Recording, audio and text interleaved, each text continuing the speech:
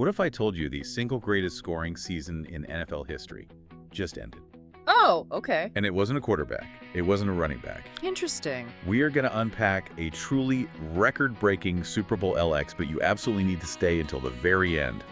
We have a shocking, concerned report about the winning team's coaching staff that changes, well, everything for next season. It is a massive shakeup. But hey, before we break all that down, do us a quick favor.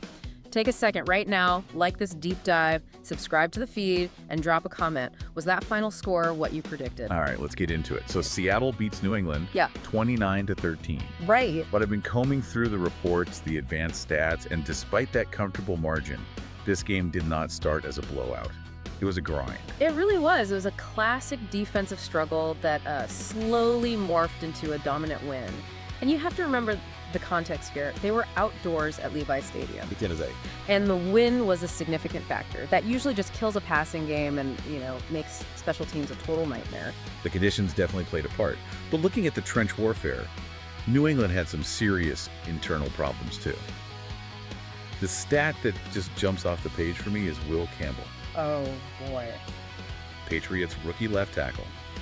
He gave up a season worst 14 pressures. 14! That is the game right there. Sure. 14 pressures is just a catastrophe. You've got a rookie on the biggest stage against those McDonald defensive schemes, and he crumbled. They couldn't get anything going. Nothing. New England couldn't establish any rhythm because their blind side was like a turnstile. And while New England was collapsing, Seattle found a way to move the ball, mostly on the ground. Right. The official Super Bowl MVP was running back Kenneth Walker III. He put up 161 scrimmage yards, which, that usually guarantees you the hardware. Walker was the engine, absolutely, no question. He was the one getting them into scoring position time and time again. But looking at the scoring breakdown, I think the voters might have gone with the flasher name instead of the guy who actually, won them the game. This is where we need to talk about Jason Myers. The real story, the one that's kind of hidden in the box score, is that Myers scored 17 of Seattle's 29 points. It's 17 points. In a game defined by wind and stalled drives, he was basically the entire offense for the first half. He didn't just score. He set a Super Bowl record with 5 field goals. 5. We've seen legends like Don Chandler or even recently Harrison Butker hit 4, but nobody had ever broken that ceiling in the Super Bowl. Until now. And they weren't chip shots either. He built a 12-0 lead all by himself. Kicks from 33, 39, 2 from 41, and a 26-yarder. He was splitting the uprights while the Patriots could barely cross midfield. And that reliability, it just allows a coach to call a completely different game. You don't have to force it on 4th down when you know you've got 3 points just sitting there in the bank. Yeah, that's a great point. But the record Myers set goes way, way beyond just this one Sunday. This is the stat that just blew my mind. With those 17 points, Jason Myers became the NFL's first ever 200-point scorer in a single season. That's regular season and playoffs combined. He finished with 206. 206. It's historic. Yeah, to understand how massive that is, you have to look at who held the record before him. It was LaDainian Tomlinson. Right. LT's legendary 2006 MVP season. He scored 198 points.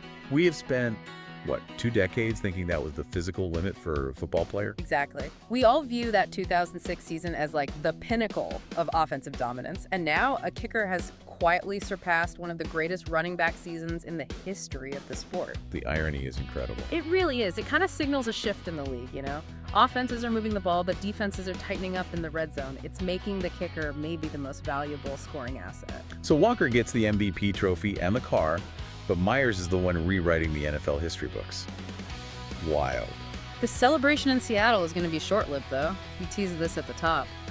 Those rumors swirling during the trophy presentation, they were true. And it's the news no Seahawks fan wanted to hear. Offensive coordinator Clint Kubiak is officially gone. He confirmed he's taking the head coaching job with the Las Vegas Raiders. Yeah. Immediately. That is the cost of winning. You hoist the Lombardi trophy and bam, instantly your staff gets poached. Losing the architect of your offense right after the final whistle, that is a brutal blow for continuity. Head coach Mike McDonald was surprisingly candid about it. He said they went from hunters to hunted overnight and admitted they are now target number 1. Well, that sets the stage for next year, doesn't it? Repeating as champs is already historically difficult. But trying to do it while you're brain draining your coaching staff, that is a massive handicap. So that's the big question we're left with. Did we just witness the start of a dynasty with this young core, or was this the absolute peak before the decline? It's a lot to think about. Thanks for diving in with us. See you next time.